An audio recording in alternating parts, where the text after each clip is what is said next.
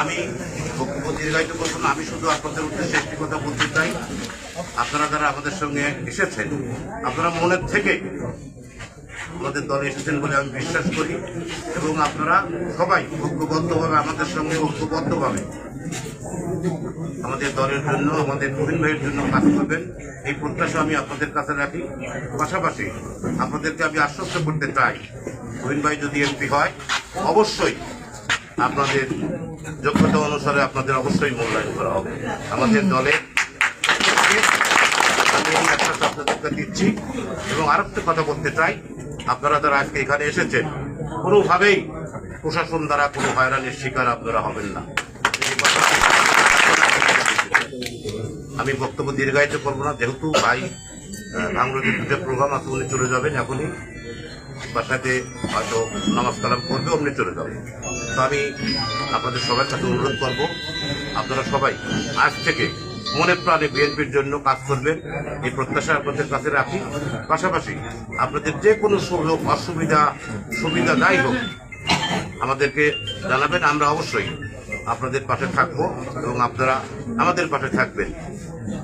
এমনিতে আপনারা জানেন যে ফরিদপুর উপজেলা বিএনপি অধ্যুষিত এলাকা, এখানে যারা আপনারা যোগ দিয়েছেন সবাই কিন্তু আওয়ামী লীগের ফিগার। বেশ কয়েকজন নির্বাচিত মেম্বার আছেন, উপজেলা ভাইস চেয়ারম্যান একজন আছে, এরকম ফিগারই কিন্তু আমাদের সাথে আজকে এখানে আপনারা এসেছেন। তো আপনারা যদি মনে প্রাণে কাজ করেন, আমি বিশ্বাস করি বিপুল ভোটের ব্যবধানে আমরা ফরিদপুর উপজেলায় ধানের শীষের। আমি আর আমার বক্তব্য দীর্ঘায়িত করতে চাই না।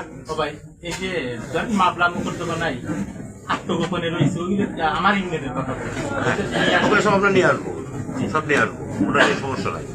আমি আর কথা বাড়াবো না। আপনারা যারা এখনো যারা বাইরে আছে আমাদের সঙ্গে আসতে চায়, আমার সঙ্গে বা গফুরের সঙ্গে আমরা আমাদের যারা নেতৃবৃন্দ আছে, সমস্যা না হয় সে বিষয়টা আমরা অবশ্যই দেখব। এটা আপনারা নিশ্চিন্তে থাকতে পারেন আজকের থেকে। এই যে তালিকা আজকে যেটা আপনারা জমা দিচ্ছেন, এই তালিকা আমি এখান থেকে যাই থানা অফিস সাহেবের সামনে জমা দিয়ে দেবো। তারপরেও যদি কেউ বাইরে থাকে আমার সঙ্গে যোগাযোগ করবেন, আমি ভাইয়ের সঙ্গে আলাপ করে যেখানে যা বলার দরকার ভাইকে দিয়ে বলে আপনাদের যাতে কোনো সমস্যা না হয় সেই ব্যাপারে আমরা অবশ্যই নজর রাখবো।